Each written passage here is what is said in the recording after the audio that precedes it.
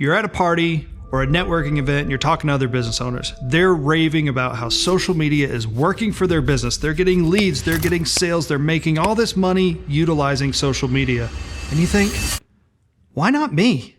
It's not working for me. So today I'm going to give you 8 reasons why social media is not working for your business. And I'm going to tell you what you can do to improve that too. The first thing I see with social media is business owners, for some reason, expect immediate results. They expect the first post to go viral and them to have people knocking at their door, sending them DMs, wanting to make a whole bunch of money. And that's just not going to happen. Social media is a long game. You're going to hear me say this over and over and over during this video.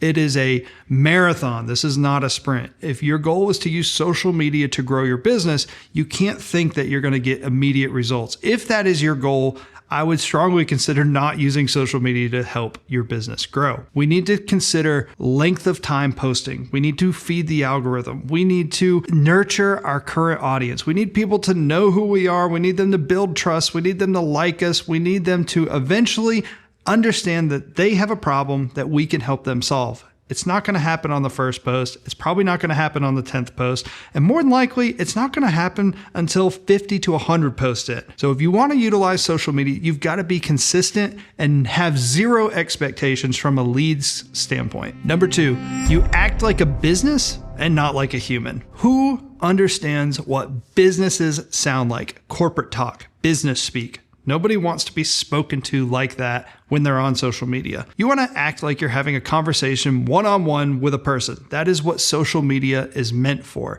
It's not to get on there and promote and talk about how awesome you are. You should be trying to engage with other people. Most business owners will get on there and talk about, my product is so great. We've been in business for 30 years. We do all of this stuff and this is how awesome we are. And that's selfish. When you're making posts on social media, your goal should be to feed your audience. Your audience is the person that you should have in your brain. If you're thinking about your business and what you're talking about, your audience is going to understand that. And they don't want to be on social media for you. They're on social media for them. So when we're posting, make sure we're not doing the corporate lingo. We're not doing the business talk. We're not talking about ourselves. We're talking about how we can help other people. And we're maybe telling stories about other people that we have helped. We want to make sure we're talking to one specific person in our post. Think about that person. Think about their name. Think about their face. Probably a former client that you've had. Make your post for a singular person and more of that audience is going to resonate with it. Number 3,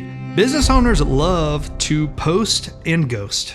And what does that mean? You make your post, you did your due diligence, you made your social media post for the day, and you don't engage with anybody. As soon as you post, you leave the platform, never to be seen again until you make your next post. Social media is a platform to be social. The platform is meant for engagement. It's meant for conversations. So if you're going to make a singular post and then never communicate with anybody ever again, the platform's not going to like that and you're not going to have very good results. A rule of thumb that I like to use is we do 10 comments a day on our target audience's post and we do 10 DMs a day. So we DM people usually from stories or wherever that may come from, but we do 10 specific direct messages every single day. And what that does is it gives us 50 comments a week and 50 direct messages a week. That could be 100 potential people that we're talking to. And all the goal is to have a conversation. Think about it. When somebody comments on one of your posts, how excited do you get?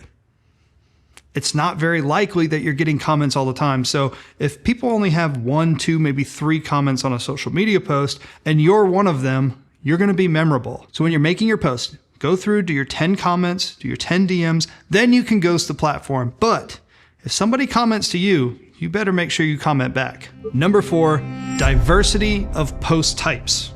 What does that mean? When we get on social media, we try to make specific types of posts. Maybe your goal is to grow. Maybe your goal is to sell. I see it all the time. We don't make posts for every level of the customer journey. There are people that don't know you exist. There are people that don't know they have a product. There are people that don't know who to choose to solve the problem that they may have. And there's people that don't know what to do if they want to buy from you. Those are the stages that we like to make social media posts for. So we think of it in a top of funnel growth mindset. Then we think of middle funnel for nurturing and the bottom of the funnel where we can convert. I have a much longer video about how you can actually make posts for this whole entire funnel stage, because this is the pillar to social media content. But what we do see is people only make one type of post. I see a lot of people go on there, they're only making growth posts. And what happens is you get on there, you post all the time about growth, growth, growth. You get new people into your audience. Maybe they understand that they now have a problem, but then you never nurture them and you never convert them to potentially buy from you. And so they go somewhere else. They find a new person to solve that problem. And they go purchase with them. And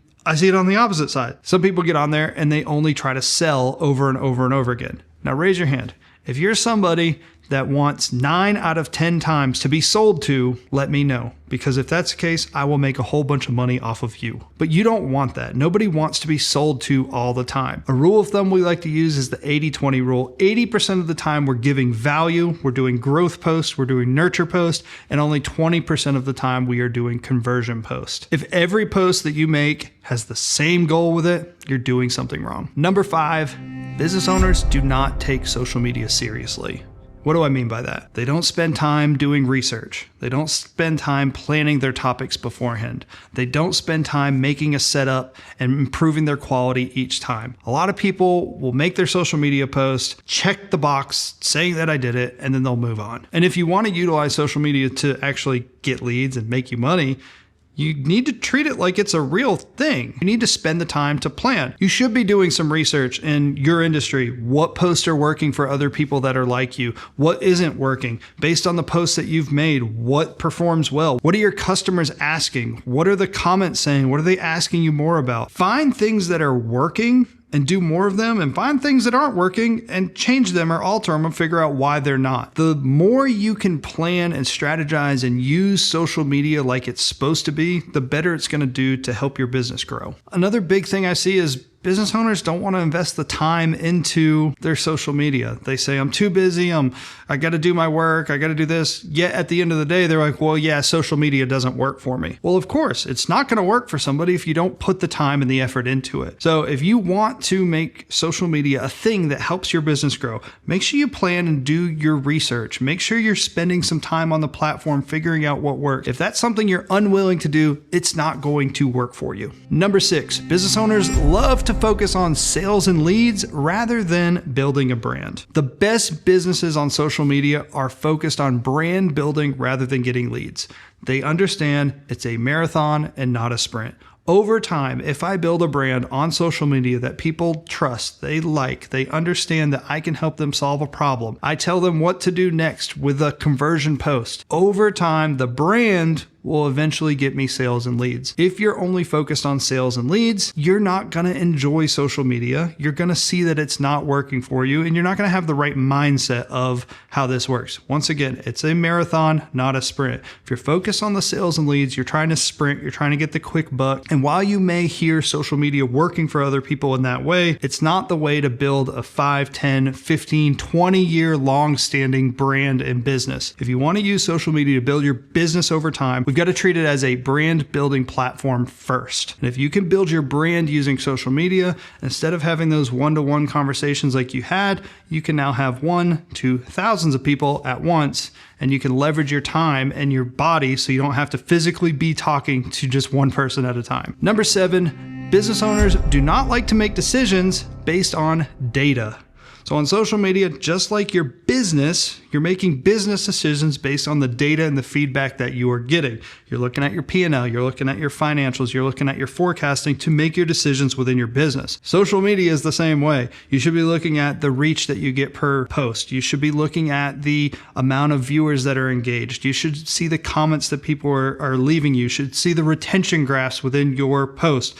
You need to use the data that the platforms feed you of how audiences like and interact with your post to then adjust. Every single post, every single time we make a post, we should be going 1% better some way, shape, or form. The audience is going to determine that. I can guess all day long what's going to work for you on social media. I'm never going to be right unless I'm part of your audience. The audience is the one that dictates what works for you on social media. Use the data of what your audience is telling you. This is a good post. This is a bad post. When you find a good one, do more of it. Figure out what worked and why. When you see a bad one, make the adjustments, make the changes, so you can then try and turn that into a good post. Number 8, business owners are unwilling to invest in social media. And I'm not saying just financially. This is time. This is people. This is research. It could be the financial investment of getting cameras, people knowing what they're doing, but they just don't treat social media like it's a real thing. I see this one all the time. People will invest in social media, hiring a social media manager at the cheapest price point they can get, probably someone that just says, I know how to use and post on Instagram, but that person doesn't get to do any research. And then because it's seen as a cheap task, you start loading more and more tasks onto them, and social media has gotten put on the back burner. However, what we should be doing is investing in this person and letting them do the research to find the things that are working, investing more time on the platform to engage with other people to see if they can now be part of your network, and investing in your equipment to make your stuff look higher quality and better. Number one thing on social media is audio. If we can get an investment in getting a nice microphone, it sounds good, people are going to hear you better, then you can invest in your camera quality, invest in your lights, and now you have a very high-end professional look. I'm not saying you have to be a videographer and have these super high-end videos for social media. However, it does make a difference, especially in your brand recognition. When people see something that's done high-end and professional, they see you as a more sophisticated brand and are willing to spend more money with you. So if you're treating social media as an afterthought, you know what? It's probably not even worth doing it all.